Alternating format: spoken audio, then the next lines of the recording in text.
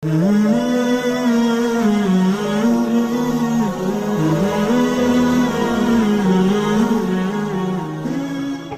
tahu bahwa Islam itu hadir rahmatan lil alamin, memperbaiki semua aspek kehidupan supaya kehidupan dunia ini berjalan di atas garis yang benar, sehingga perjalanan orang-orang yang beriman di dalam semua aspek kehidupannya menjadi perjalanan ke surga, bukan perjalanan ke neraka.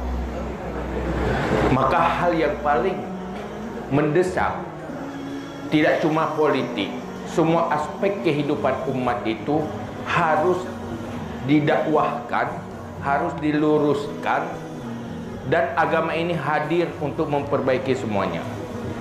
Semua aspek, salah satunya politik.